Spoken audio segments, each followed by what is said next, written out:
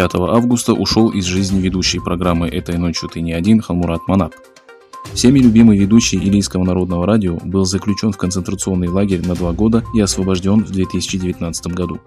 Некоторое время радиоведущий лечился от рака поджелудочной железы. Месяц назад Халмурат Манап сообщал, что общался со своими друзьями и коллегами через мессенджер WeChat. В социальных сетях появились утверждения, что болезнь радиоведущего обострилась во время содержания в китайском лагере. Смерть Халмурата Манапа – тяжелая утрата для уйгурского народа. Просим Всевышнего помиловать его.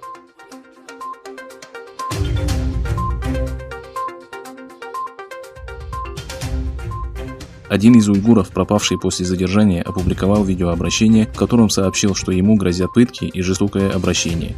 Мардан Гапар оставил 4-минутное обращение и несколько СМС. Молодой человек, руки и ноги которого были связаны кандалами, был одет в грязную одежду. Видеообращение и текстовое сообщение Гапара, которое родственники молодого человека передали информационному агентству BBC, являются одними из редких доказательств карательной системы китайских правоохранителей. Текстовые сообщения Мардан Гапар посылал через мессенджер WeChat. Он рассказал, что во время содержания в полицейском участке города Куча слышал крики о помощи, исходящие из комнат для допросов. Семья молодого человека потеряла связь с ним более 5 месяцев назад. Несмотря на вероятность еще большего давления на Мардана Гапара, после передачи его видеообращения информационному агентству BBC, его родные считают, что это является последней надеждой на привлечение внимания мирового сообщества к уйгурскому вопросу.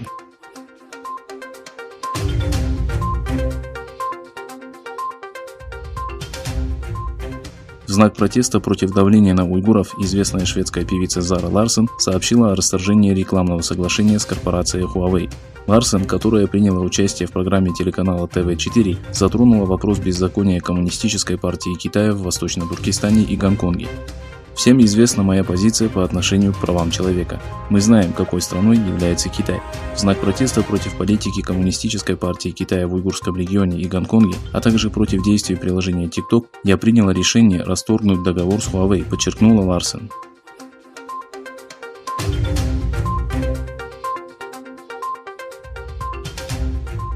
В Казахстане был задержан активист, который выступил против угнетения казахов, уйгуров и других тюрков. В момент роста антикитайских настроений в Казахстане был задержан и приговорен к лишению свободы на 15 суток гражданский активист Серик Ажибай. Серик Ажибай, который организовал акцию протеста у консульства Китая в Алма-Аты и потребовал депортации китайского консула, был задержан по обвинению в проведении незаконной акции.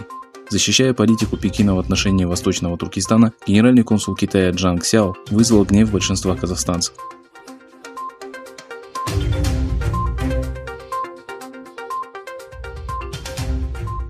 Из-за растущего напряжения США и Китай готовятся к пересмотрению первой фазы торгового соглашения. Об этом сообщило информационное агентство Bloomberg со ссылкой на высокопоставленных чиновников США и Китая. Переговоры по пересмотрению первой фазы торгового соглашения, которые курирует торговый представитель США Роберт Лайтайзер и помощник главы Китая Лью Хе, состоится 15 августа. Белый дом и торговое представительство США воздержались от комментариев по данному вопросу. В свою очередь о планах по пересмотрению первой фазы во вторник сообщил журнал Wall Street.